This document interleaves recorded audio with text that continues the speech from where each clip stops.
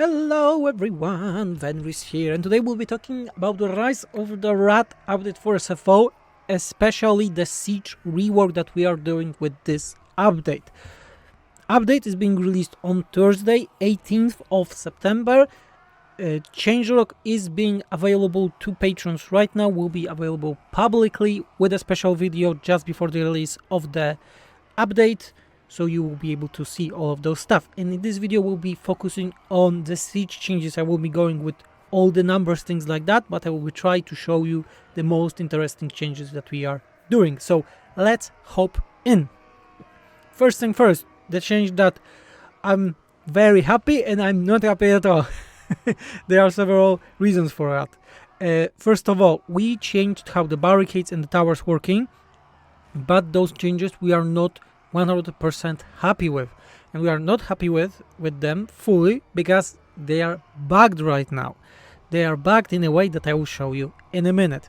First of all, let's go with the barricades. All of the barricades are the same for all the factions right now, and they had their stats changed by a lot, so let's go through them. Barricade the platform is now increasing the range and reload. Those values were just increased. It has 10,000 health, so quite a lot of health. It was increased. The second one is a barricade trap. It cannot be destroyed. Now it doesn't lower the stats of the units, it makes them tired, yes, and makes them slower. So going through this point, they need to go through it for longer, so they will lose way more vigor. Or fighting in here when enemies are, it's very helpful. Barricade blocker, this was changed to have 25,000 health, so this is a lot of health, more than 2.5 than the barricade platform, for example, or the it's just way better, so you actually can make blockers. In SFO, taking such a blocker will take several minutes, depending on the unit. Yeah, unit of miner, that's like a basic unit, but has increased damage against structures, would take around 3 minutes to do it. Normal units, or even stronger, more or less the same or more. This is enough for you to start shooting from above or recycle charge. And I'll show you how in a minute, but yeah, barricade is way better. The last one is the monument. It's giving the damage resistance and also leadership. It's quite simple, but it's also very powerful because the damage resistance is always good. Same with the leadership. But in terms of the towers, we did way more changes. You probably see the icons already. And the thing here is that the first tower right now is a support tower. Support tower meaning that its projectiles have a special contact effect that lowers speed in this case for 30 seconds for enemies. Its damage is lower than the normal shooting tower. You see, it doesn't have the explosion, which is quite important, but it has this ability that makes that all units around this tower in 40 meters, the enemies will get all their stats lowered and they will be revealed. Important thing is also that this stays for 30 seconds. When you leave this vicinity around the tower, it will be 30 seconds still sticking to the unit. Another one tower is the explosive one. This is normal, very powerful, but we also have a variant of a powerful support tower that is dwarf specific. This one is like more generic, let's call it. It's a reveal support. This is a dwarf support, making that its contact effect is even more powerful. For 30 seconds it lowers all melee defense and armor for the enemies that hits quite a lot, and its support tower makes that all your units around it will have increased melee defense, melee attack, and have a slayer trait, meaning that their weapon stroke cannot be reduced in battle. There are two things that I like here and two things that I do not like here. Okay, let's make like a nice choke point. Yes, let's make a nice choke point. And in this particular example, it would be quite amazing to defend here. So our units are affected by this. So their melee defense and attack are increased, and also the trap making enemies lower vigor. So this is like a death trap place. The problem with this small thing is that you can see the aura is only 40 meters. And it's like, why you did something like that? Why not increase the aura size? The thing is that we cannot. It's bugged. You can increase it to 100, to 200, to 50 or more, but it won't work. The aura size is always 40 meters. We found out this bug almost 2 months ago. I reported directly to the Creative Assembly. Sadly, we still don't have any reply about that. I think it's just one value that is just screwed somewhere in the tables, and I hope they will fix it. When they will fix it, we will make that those tower abilities have way bigger range, and probably their values will be lowered, which is quite natural.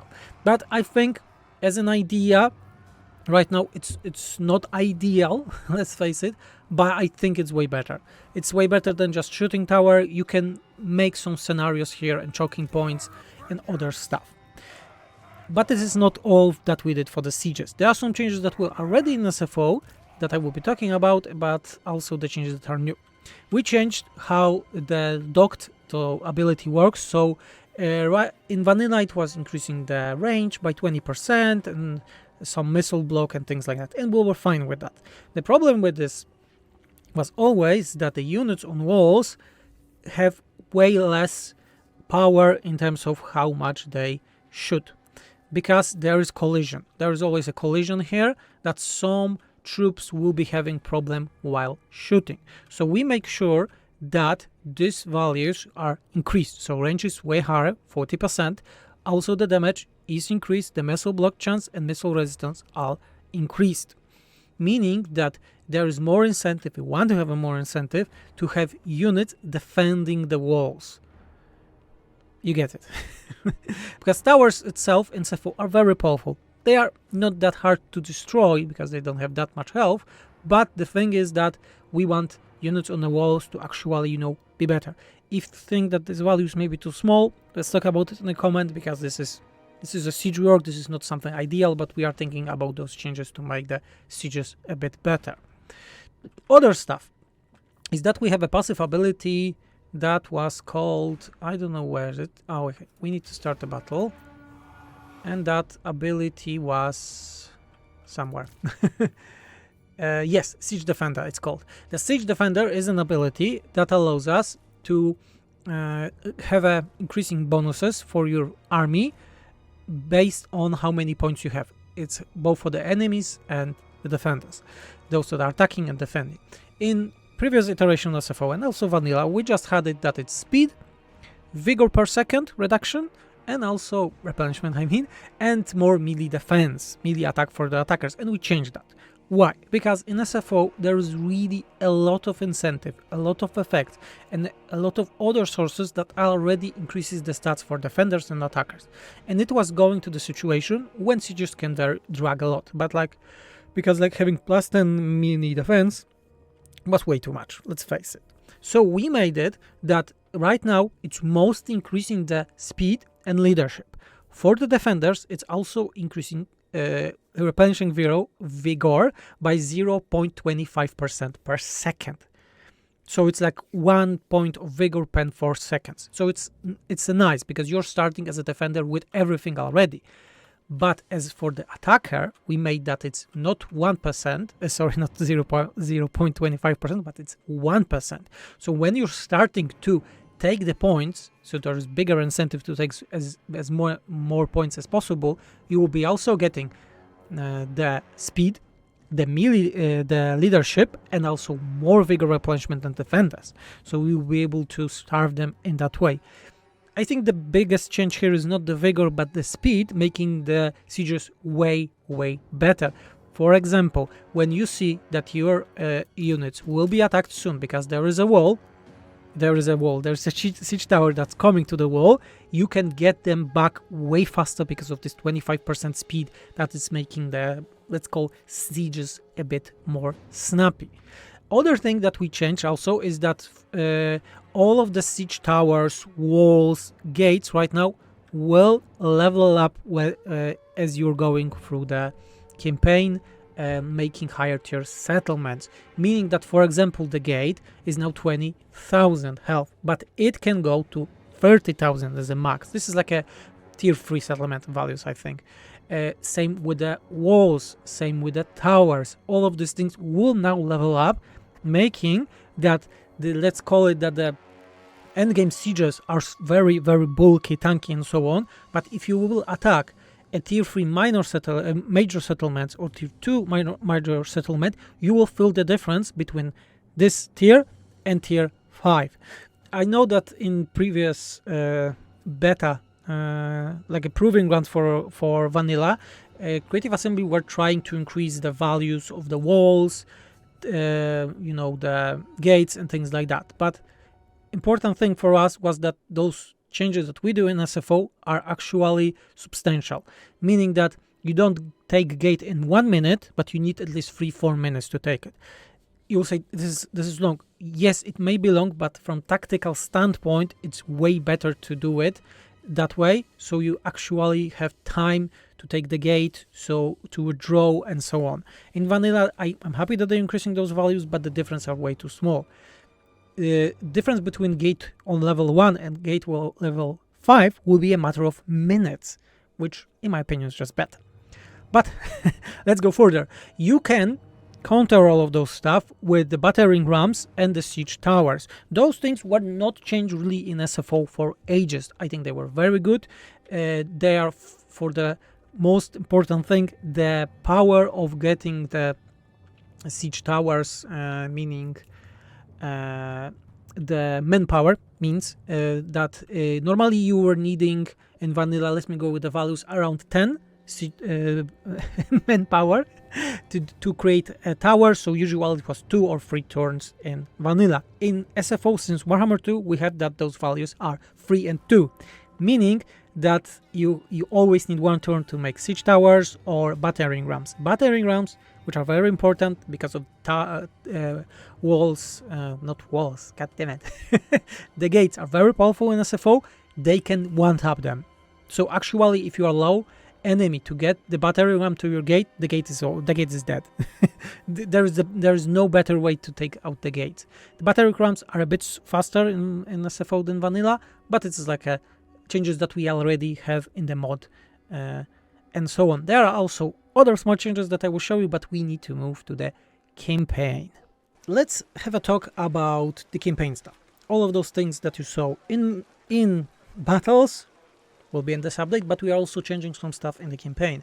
And quite important change, first of all, which I wanted to do for a long time, that is very linking with what SFO has, that supply points, so the things that you can spend on building towers, barricades, etc., are not replenishing in the battles. Yes, so meaning that you need to make tactical decision from the beginning and cannot just change it midway.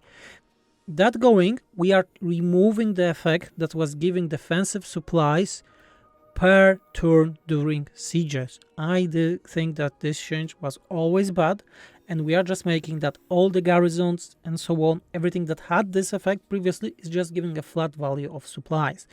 Why? Because in many situations, especially endgame, when you have a siege unit, you don't want to wait. And the wait was contradicting in a way, because on one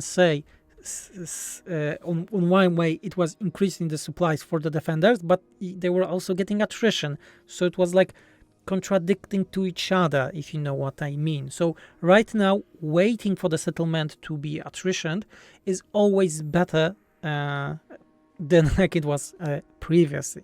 But what about those nasty barricades that we spoke about, better walls on higher tiers and so on? Because maybe you won't just want to use the cannons all the time and, kite on enemies' walls, towers, and things like that. So we are adding, for now, that every lord in a game on level 20 is getting a new army ability that is called Wall Breaker when lying siege, meaning that they can destroy one wall or building during this siege for free. Many factions already have things like that later on, or units specifically for that, but we want to make that, while you'll be playing, you'll be getting battle lords, higher levels, and so on, so those sieges won't drag. You will have a ways to get in. You can do units on one side and then the wall break on the other side with some vanguard units and attack and so on. So yeah, that's the idea. That's more or less most of the changes. There are some small nitpicks here and there in the changelog about the SIEGES rework. I hope you like it. We will be gathering feedback about that. We're testing it, things like that. I'm still not happy that we cannot increase the sieges, the towers range of their abilities, but we'll be trying, poking Creative Assembly about it, fixing this bug so we can actually make those towers more viable, and maybe in future make that they don't shoot at all and they are just very powerful aura abilities towards, but we shall see. Just a reminder, update is being released on this Thursday, so 18th of September. Changelog available for the patrons right now, will be available for everyone just before the release stream, that I highly encourage you to come. And what can I say more? Supporting on Patreon is very helpful, so we can deliver this free content. Also, leaving a comment, liking this video, subscribing, and looking for the walls, crumbles, things like that, because, I hope they remove the ladders soon, because those changes, I think, will work even better when the ladders will be removed by Creative Assembly. And I was Vedris, and I'm out. Have a wonderful day. Bye.